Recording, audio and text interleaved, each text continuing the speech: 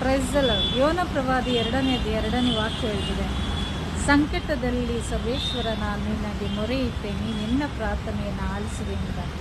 ಪ್ರಿಯರೇ, ಈ ಲೋಕದಲ್ಲಿ ನಮಗೆ ಸಂಕಟ ವೇದನೆಗಳು ತಪ್ಪಿದ್ದಲ್ಲ, ಆದರೂ ಕೂಡ ದೇವರು ನಮ್ಮನ್ನು ಬಹಳವಾಗಿ ಪ್ರೀತಿಸುವಂಥ ದೇವರು. ನಾವು ಆ ಸಂಕಟ ವೇದನೆಯಲ್ಲಿ ದುಃಖದಲ್ಲಿ ಮೊರೆ ಇಡುವಾಗ ನಮ್ಮನ್ನು ಆ ದುಃಖದಿಂದ ಇಕ್ಕಟ್ಟಿನಿಂದ ಪಾರು ಮಾಡುವಂಥ ದೇವರು. ಯೋನ ಪ್ರವಾದಿಯ ಪ್ರಾರ್ಥನೆಯನ್ನು ಆಲಿಸಿದಂಥ ದೇವರು ನಮ್ಮ ಒಬ್ಬೊಬ್ಬರ ಪ್ರಾರ್ಥನೆಯನ್ನು ಆಲಿಸುವವರಾಗಿದ್ದಾರೆ.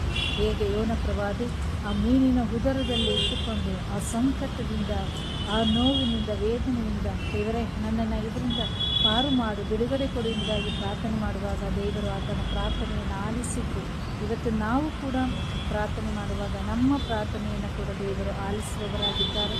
ಆ ದೇವರನಿಗೆ ಮೊರೆ ಇಡೋಣ. ಈ ಹೊಸ ವರ್ಷದಲ್ಲಿ ದೇವರು ನಮ್ಮ ಎಲ್ಲ ಸಂಕಟದ ಪ್ರಾರ್ಥನೆಗಳನ್ನು ಆಲಿಸಿ ನಮಗೆ ನಮ್ಮ ಮೊರೆಯನ್ನು ಆಲಿಸಿ ಬಿಡುಗಡೆಯನ್ನು ಕೊಡಲು ಯೋನ ಪ್ರವಾದಿಯನ್ನು ಆ ಮೀನಿನ ಉದರದಿಂದ ಕಾಪಾಡಿದಂಥ ದೇವರು ನಮ್ಮನ್ನು ಕೂಡ ಎಲ್ಲ ಬಿಕ್ಕಟ್ಟುಗಳಿಂದ ಕಾಪಾಡಲಿ, ನಮ್ಮನ್ನು ಸುರಕ್ಷಿತವಾಗಿರಿಸಲಿ ಎಂಬುದಾಗಿ ಆ ದೇವರಲ್ಲಿ ಹೊಸ ವರ್ಷದಲ್ಲಿ ಪ್ರಾರ್ಥಿಸೋಣ. ಹೊಸ ವರ್ಷ ನಮ್ಮೆಲ್ಲರ ಜೀವಿತದಲ್ಲಿ ಹೊಸ ಹರ್ಷವನ್ನು, ಹೊಸ ಆನಂದವನ್ನು, ಹೊಸ ಕೃಪೆಗಳನ್ನು ತಂದುಕೊಡಲು ಎಲ್ಲ ಯೇಸುವಿನ ಆ ವರದಾನಗಳಿಂದ, ಪ್ರೀತಿ ಫಲಗಳಿಂದ ತುಂಬುವಂತರಾಗಿ ನಾವು ಜೀವಿಸೋಣ ಎಂಬುದಾಗಿ ಪ್ರಾರ್ಥಿಸುತ್ತಾ ನಾವು ಜೀವಿಸೋಣ.